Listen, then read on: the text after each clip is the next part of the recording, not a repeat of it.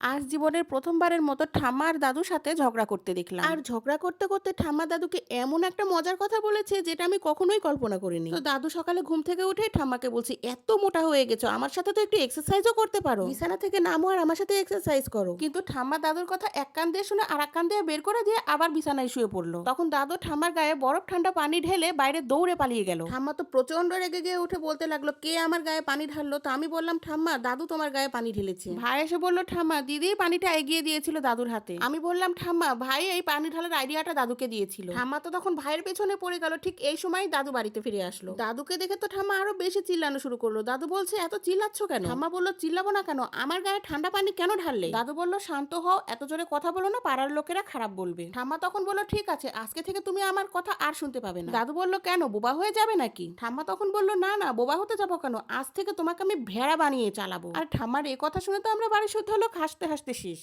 আজ আমার পাড়ার এক বান্ধবী আমাকে তার স্কুলে নিয়ে যাওয়ার জন্য খুব জোরাজোরি করছিল, কারণ তার ক্লাসের ফ্রেন্ডগুলো নাকি বলেছে ওই ভিডিও বানানো দিদিটাকে নিয়ে আসবে, কারণ তার জন্য আজকে একটা বড় সারপ্রাইজ আছে। তারপরে আমি আর আমার বান্ধবী যেতেই লাগছিলাম, কিন্তু আমার বান্ধবী বললো বাইরে অনেক রোদ, একটু মেকআপ করার দরকার ছিল। কথা শুনে ভাই এসে বললো, চিন্তা করো না, আমি তোমার মাথায় ছাতা ধরে ধরে তোমাকে স্কুলে নিয়ে যাব। আর কথা আমি শুনে ভাইকে বললাম, দূর হও এখান থেকে। তারপরে স্কুলে যাওয়ার পরে যে কাণ্ড ঘটেছিল সেটা শোনার আগে তোমরা যারা ইউটিউবে আগের ভিডিওতে কমেন্ট করেছিলে তাদের নামগুলো বলছি শোনো। মিসেস উর্মিলি, রুহান, পারুল খাতুন, শামিমা ইয়াসমিন আখি, তোমাদের অনেক ধন্যবাদ কমেন্ট করার জন্য। তারপর তার স্কুলে চলে গেলাম এবং তার ক্লাসের অনেক ফ্রেন্ডই আমার সাবস্ক্রাইবার। আমাকে দেখে তারা অনেক খুশি হলো। তার কিছুক্ষণ পরে তার ক্লাস টিচার চলে আসলো। ক্লাস টিচার এসে একটা ছেলেকে দাঁড় করিয়ে বলল, রোহান তুমি বড় হয়ে কি হতে চাও? ছেলেটি বলল, বিজনেসম্যান হতে চায়, প্রাইভেট এরোপ্লেনে ঘুরবো, 5 স্টার হোটেলে খাবো, 5-7টা চাকর থাকবে আমার ডানে বায়ে, সব থেকে দামি গাড়িতে চলাফেরা করবো। টিচার বলল, আচ্ছা ঠিক আছে তুমি বসো। তারপর আমার বান্ধবীকে বলল, তুমি বড় হয়ে কি হবে? আমার বান্ধবী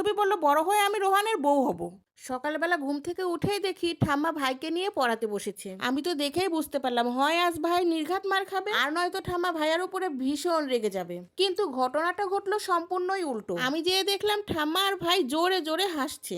প্রথমে তো আমি নিজের চোখে বিশ্বাসই করাতে পারলাম না যে সত্যি এরা দুইজন হাসছে, না আমি কোনো স্বপ্ন দেখছি। আমি তো ভাইয়ের কাছে গিয়ে বললাম, কি হয়েছে, হাসছিস কেন? ভাই বলল, দেখছিস না ঠাম্মা সামনে বসে আছে। আমি বললাম, তো হয়েছেটা কি? ভাই বলল, তুই ঠাম্মার থেকেই শুনে নে। এ কথা বলে তারা দুজন আরো জোরে জোরে হাসা শুরু করলো। তো তাদের এত হাসার কারণ কি সেটা শোনার আগে তোমরা যারা আগের ভিডিওতে কমেন্ট করেছিলে তাদের নামগুলো বলছি শোনো। মাহিরা, আরেফ ফরিদ, সার্জিনা আক্তার মিম, মোমেনা খাতুন, তোমাদের অনেক ধন্যবাদ কমেন্ট করার জন্য। তারপরে ভাই হাসতে হাসতে বলল, ঠাম্মার কাছে জিওগ্রাফি বুক পড়ছিলাম। ঠাম্মা তখন বলল, এই পৃথিবীতে আমরা যারা বাস করি সেই পৃথিবীটা দেখতে নাকি গোলাকার এবং চ্যাপ্টা।